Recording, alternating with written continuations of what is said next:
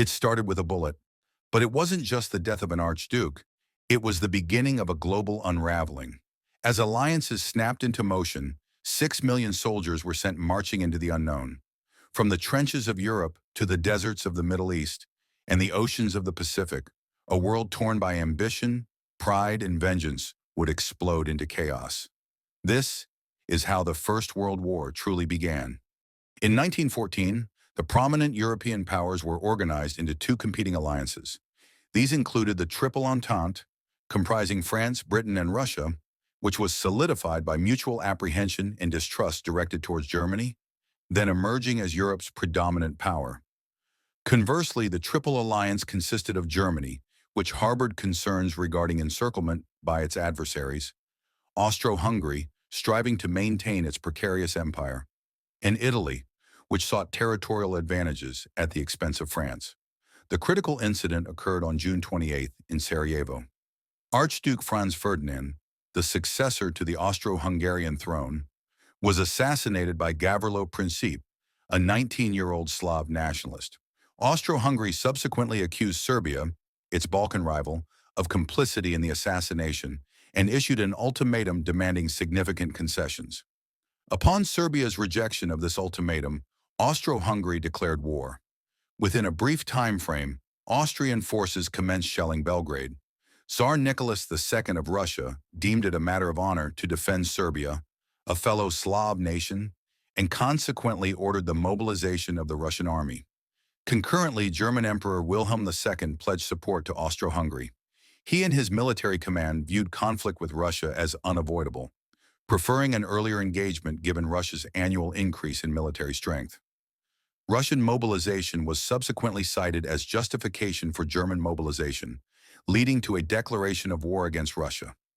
Germany recognized that conflict with Russia would inevitably entail conflict with Russia's ally, France.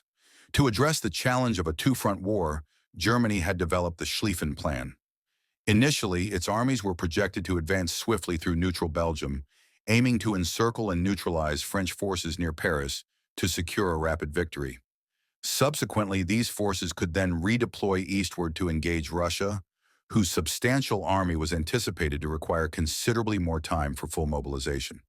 Consequently, Germany declared war on France. At this juncture, 6 million individuals were committed to military deployment across Europe. Italy, however, maintained a neutral stance, as the stipulations of the Triple Alliance did not obligate its participation in an offensive war.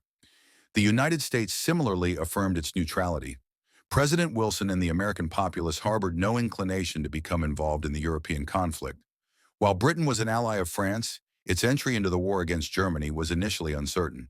However, upon the invasion of Belgium by German troops, a nation whose neutrality Britain had guaranteed, an ultimatum was dispatched from London to Berlin, demanding withdrawal. This demand was disregarded, resulting in Britain's declaration of war. A British expeditionary force disembarked in France, while the German invasion encountered a critical delay due to Belgian resistance at the fortress city of Liège. German forces committed multiple massacres against Belgian civilians. These atrocities were amplified by Allied propaganda, significantly influencing public opinion in neutral nations against Germany. Concurrently, France, unaware of Germany's extensive encircling maneuver, initiated Plan 17, an offensive into German territory.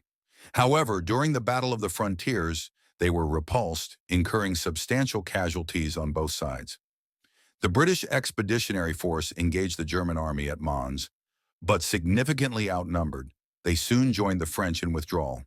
The Allied forces then established a defensive line at the River Marne, located 40 miles from Paris.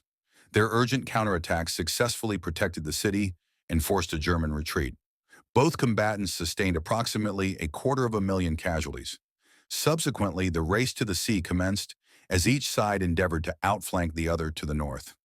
A sequence of engagements culminated in the First Battle of Ypres, where Allied forces tenaciously held their positions, preventing a German breakthrough.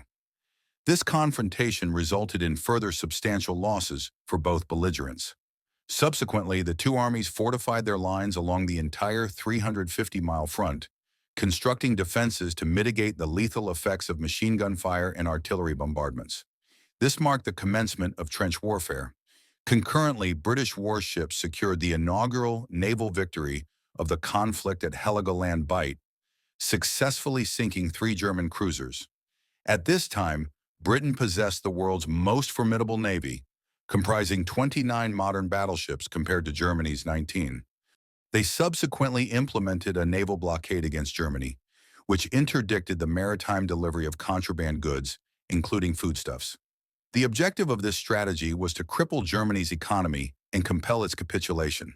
However, a week later, the British cruiser HMS Pathfinder became the first historical casualty of a novel and lethal weapon, the submarine-launched torpedo. German submarines, or U-boats, possessed a surface range of 9,000 miles and could conduct undetectable attacks from beneath the surface. These vessels signified a profound new challenge to Britain's naval supremacy. Concurrently, on the Eastern Front, Russian armies initiated an invasion of East Prussia. However, they subsequently encountered a catastrophic defeat at the Battle of Tannenberg, where General von Hindenburg and his chief of staff, Erich Ludendorff, orchestrated a decisive German victory, capturing 90,000 prisoners and decimating an entire Russian army. The Russians contributed to their own defeat by transmitting unencrypted wireless messages. A second significant German triumph at Masurian Lakes compelled a Russian retreat. Within a mere 6 weeks, the Russian army sustained nearly 1/3 casualties. Concurrently, Austro-Hungary's invasion of Serbia met a humiliating setback at the Battle of Sur. Furthermore, Austro-Hungary's offensive against Russia also culminated in disaster and retreat, resulting in the loss of over 300,000 personnel. The fortified town of Przemysl became isolated and subjected to a Russian siege. This situation compelled the Germans to intervene, initiating a diversionary assault towards Warsaw. This led to several weeks of intense winter combat around the Polish city of Lodz, without a decisive outcome. Concurrently, the Turkish Ottoman Empire allied with the Central Powers, declaring war on its long-standing adversary, Russia. Turkish naval vessels subsequently bombarded the Russian ports of Odessa and Sevastopol, while in the Caucasus, Russian forces traversed the Turkish frontier. Outside the European theater, the conflict escalated across global oceans and within distant European colonies. German forces advanced into British East Africa, now Kenya, and seized Taveta, while Allied forces captured the German colony of Togoland, present-day Togo.